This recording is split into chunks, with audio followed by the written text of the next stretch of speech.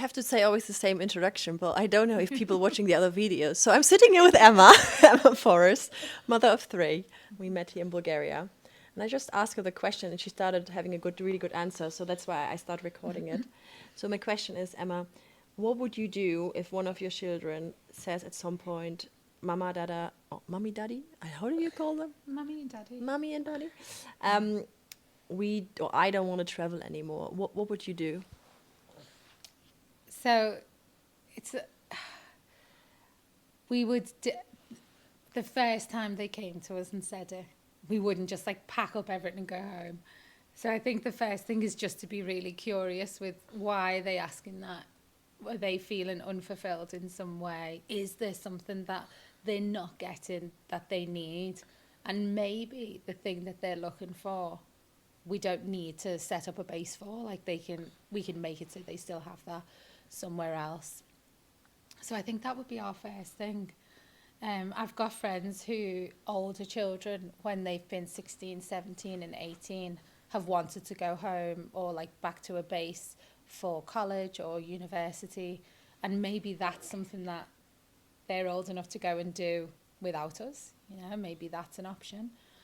And if it became that they really, really were not enjoying it and there was no workaround, there was no way that we could, you know, help them to find whatever they were looking for there, then, you know, that's a conversation that we'd all have to have.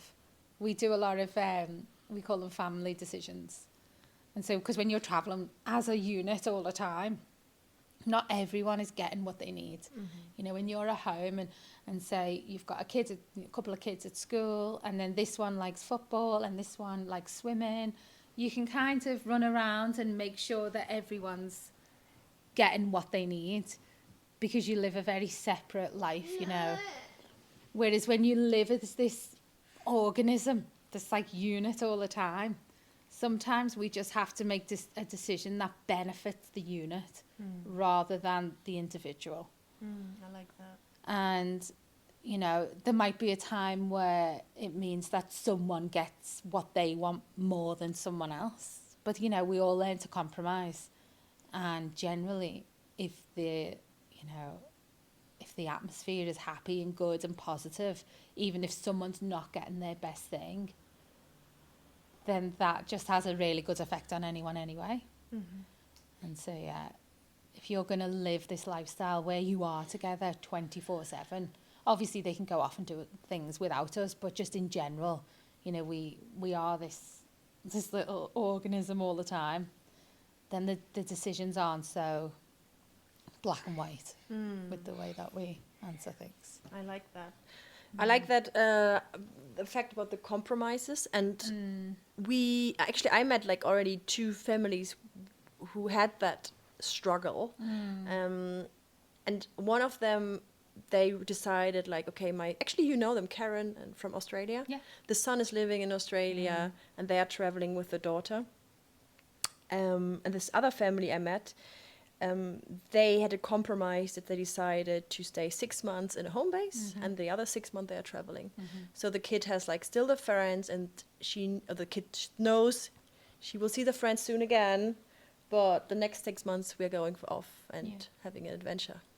Yeah, and I think as well, like, it's really important, like, part of your job as like a world school facilitator is to put your time and effort into those relationships. And so things like when I was saying before that we call home all the time, you know, we still speak to our friends who they know back home, and we really put the energy into their roots and where they're from. And I think especially as they get older and they're like teenagers, then they, you know, a lot of the time, especially when they're just getting to that age, they're too young to I guess foster those relationships with their friends. So you have to be the supportive one. You have to push them. You have to be like, you know, let's call your friends, or there's this app that we can use to stay in touch. You know, let's make sure we get people's addresses. We can send things. And yeah, it's got to be they can't just make a friend and then just expect them to know how to keep that going. So yeah, I think you've got to take some of that responsibility yourself. I like that.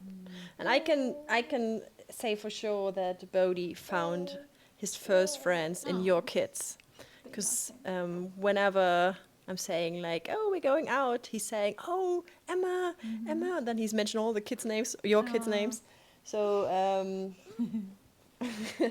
and I'm pretty sure if we see each other again in 3 months, I think it's 3 months, yeah.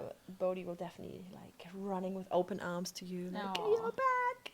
And especially like, so then it's your kind of job, if you want to keep that relationship, is to keep talking to him about it. And, you know, we can like FaceTime with the kids and stuff like that. But it just becomes part of the curriculum, that, you know, being able to keep in touch with people. Like, no one taught me how to do relationships and stuff at school. And so, yeah, teaching them that they can do that. And when they're adults, then hopefully they'll be able to, like, make long-lasting relationships because they know how to do it. I'm hoping for that as well. Okay, Bodhi, do you want to add something? Yeah. You want to say anything? No, you just want to take the microphone. It's got a light on it. Yeah. We actually have the rule of not showing Bodhi's face in the camera. I don't know if it worked out. Did we manage? I'm not sure. But that's okay. Is it okay, Bodhi? Okay. Okay. Thank you so much. You're very welcome. You get the microphone now.